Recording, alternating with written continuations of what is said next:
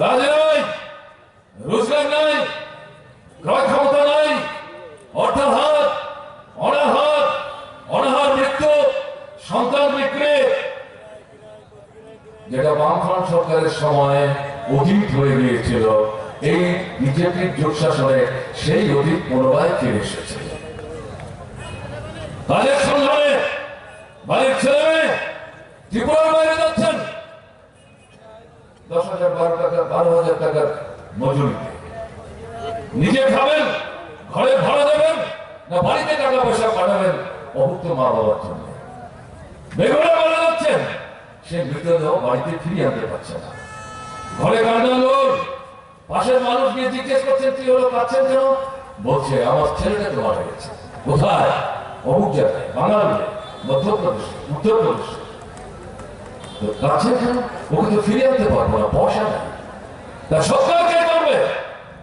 গ্রামের মানুষ যারা সংগ্রহ করে যেখানে আছেন তার সঙ্গে যোগাযোগ করে লোক পাঠিয়ে সেই মৃতদেহ ত্রিপুরায় ফিরিয়ে আনছেন। সবাইকে ফিরিয়ে আনতে পেরেছেন, ঘটনা তা না। বুঝলাম কেউ আছে? কেউ নাই, কেউ নাই।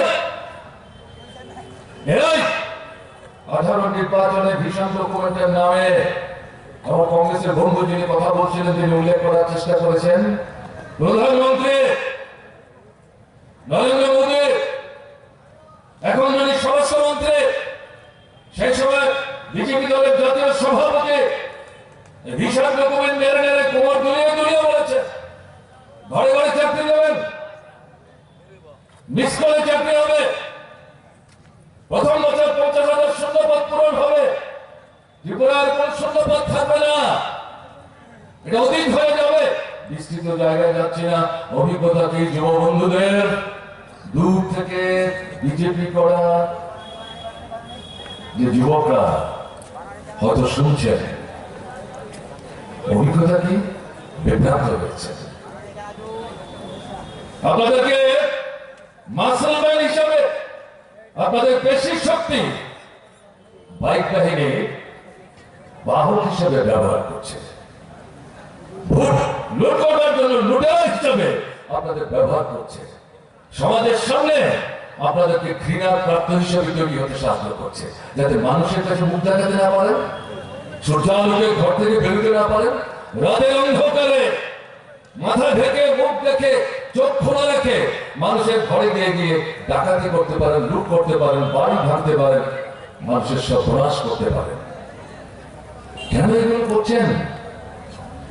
মায়ের জঠর থেকে যখন ভূমিষ্ঠ হন, এরকম পবিত্র জায়গা তো পৃথিবীতে নাই, সেখানে তো আপনি খারাপ ছিলেন না, খারাপ ভাবনা নিয়ে তো ভূমিষ্ঠ হননি।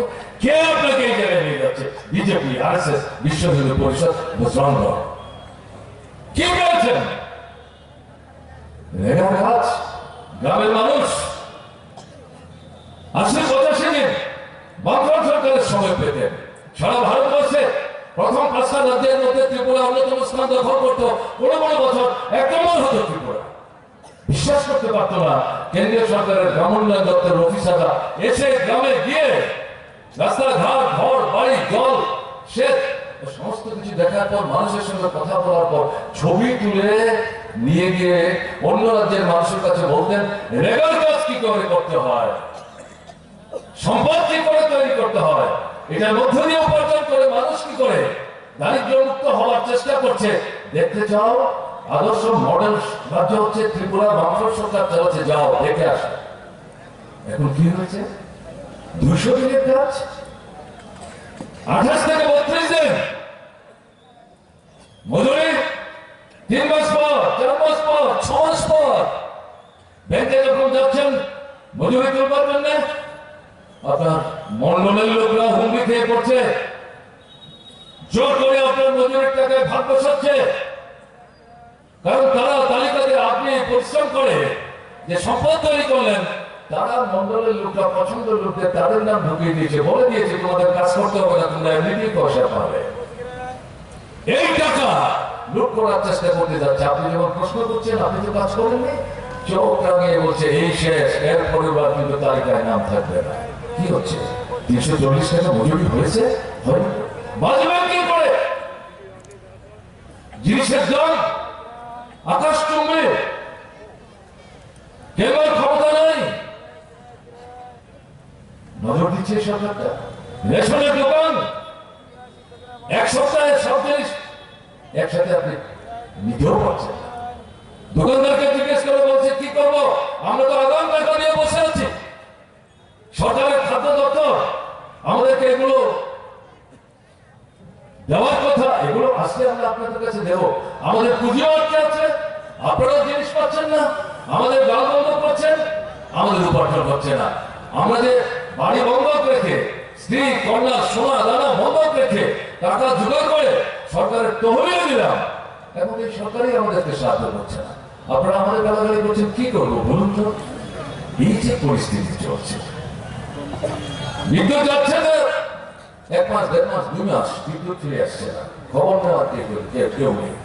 উদ্বৃত্ত রাজ্য ত্রিপুরা, বাংলাদেশে আমরা বিক্রি করতে শুরু করেছিলাম 65 থেকে 70 কোটি টাকা, সেখান থেকে আসতে শুরু করেছিল। ভারতবর্ষে যে 4টা 5টা রাজ্য বিদ্যুৎ উৎপাদন বৃদ্ধি, তার মধ্যে ত্রিপুরা অন্যতম। যে ত্রিপুরা 80-85% ধরে বিদ্যুৎ ছিল না, বামফ্রন্ট সরকার উদ্বৃত্ত রাজ্যে পরিণত হয়ে প্রায় 98% পরিবারের কাছে এই বিদ্যুৎ নিয়ে পৌঁছেছিল। এই বিদ্যুৎকে ভিত্তি করে পানীয় জলের কল চলে, বিদ্যুৎকে ভিত্তি করে সেচের জলের কল চলে, তার উপরে ভিত্তি করে কৃষি হয়, বিদ্যুৎকে ভিত্তি করে হাসপাতাল চলে, সেখানে ডাক্তারবাবুরা অপারেশন টেবিলে যায়। এখন কোথায়? পানীয় জলের কল চলে না, সেচের জলের মেশিন চলে না, মাঠে ফুটি ফাটা, কৃষকের কপালে হাত।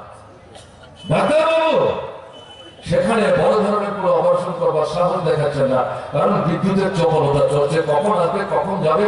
ছুরি যদি পিছে পেটে ঢুকিয়ে দেই, বের করতে গিয়ে যদি দেখে অন্ধকার, তাহলে সমস্যায় পড়ে যাব, মানুষটা তো মারা যাবে, বাঁচাবো। এই তো চলছে, এই তো চলছে লুটের রাজত্ব। পয়সা ছাড়া বিজেপির শাসনে অফিস কাছারিতে গেলে আপনি কাগজপত্র বের করতে পারবেন না, কাগজপত্র বের করতে পারবেন না। ঠিক আছে, বছরের পর বছর কাজ করে বসে আছে, ধার দেনা করে, পুঁজি সংগ্রহ করে, হিসেব জমা দিয়েছে, টাকা পাচ্ছে না। লড়াই করে ভট্টাচার্য লড়াই করেছে, কাজে নেওয়ার আগেই মন্ডলের লোকরা দিয়ে বলছে 10% দিতে হবে, 15% দিতে হবে। ভট্টাচার্য বলছে আমি বলছেন দেখি, কাজই তো আরম্ভ করতে পারলাম না। কাজটা আরম্ভ করার পর যদি হাতে পয়সা আছে, ঠিক আছে, আপনি বেকার ছেলে, আমার ঘরেও তো আমার ছেলে মেয়ে আছে, তাদেরকে যেমন 2-4-5 টাকা দিয়ে সাহায্য করি, আপনাকে না হয় করবো। দাঁতবার করে খিলখিল করে হাসতে হাসতে বলছে, আপনি কি মনে করছেন সব টাকাটা আমি খেয়ে ফেলবো, আমি মেরে দেবো? এখান থেকে ভাগ হতে হতে একেবারে উচ্চ স্তরে যাবে।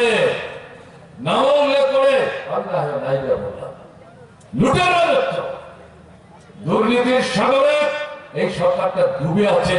যেখান থেকে ত্রিপুরাকে বামফ্রন্ট সরকার মুক্ত করেছিল, সেখান থেকে উদ্ধার করেছিল। এই জিনিস চলছে।